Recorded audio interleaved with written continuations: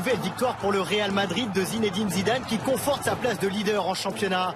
2-1 contre le Sporting Gijón hier, avec un doublé de Ronaldo qui porte son total à 10 buts en Liga. Mais le Real s'est fait peur. D'abord avec la réduction du score de Gijón, puis sur ce pénalty raté dans le dernier quart d'heure. C'est le 31e match consécutif sans défaite pour les Merengues, record de Carlo Ancelotti égalé par Zizou. Cette série, ça nous caractérise. C'est le fruit du travail, du collectif, de notre détermination et de la solidarité de l'équipe. Zidane, c'est notre capitaine, notre leader, celui qui nous pousse. Et on essaye tous d'appliquer à la lettre les consignes qu'il nous donne. Il s'est énormément amélioré, on l'a vu contre l'Atlético. Il réalise des débuts incroyables. Ce qu'il fait au Real, c'est hors norme. Il va marquer l'histoire, c'est certain.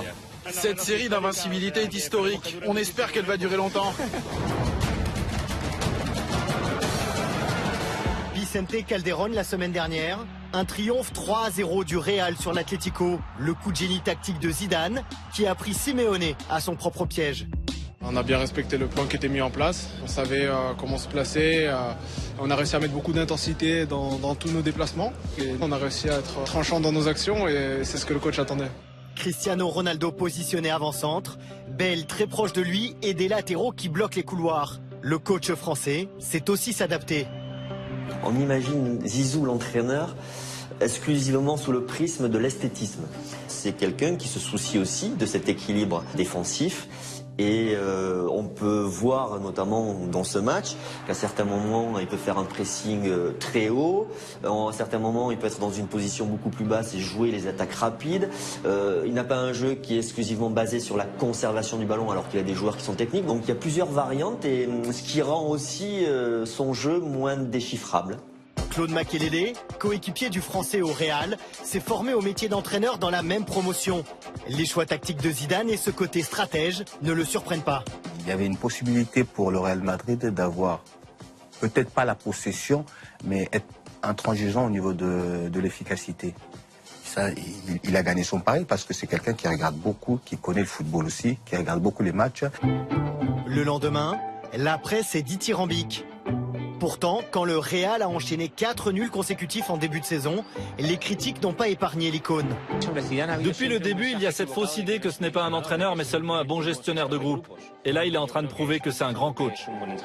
Un entraîneur qui tranche dans le vif, capable de laisser sur le banc des joueurs transférés pour 80 millions d'euros, comme James Rodriguez. S'il prend des décisions comme ça, c'est que il y a le club qui est derrière lui, le président. Donc à partir de là, ils ont confiance en lui. Et en même temps, il y a une crainte au niveau des joueurs. Ils savent que c'est lui le boss.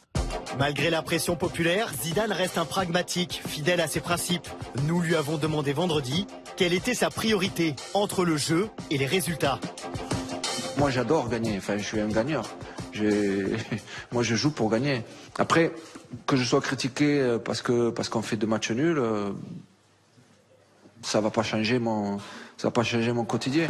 Vainqueur de la Ligue des Champions et leader de la Liga, en moins d'1 an, Zinedine Zidane s'est fait une place dans la cour des grands entraîneurs. Édouard, est-ce que vous l'attendiez si vite à ce niveau ?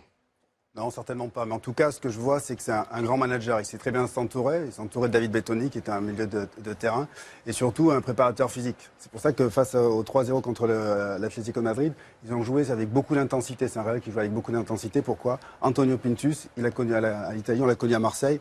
C'est extraordinaire.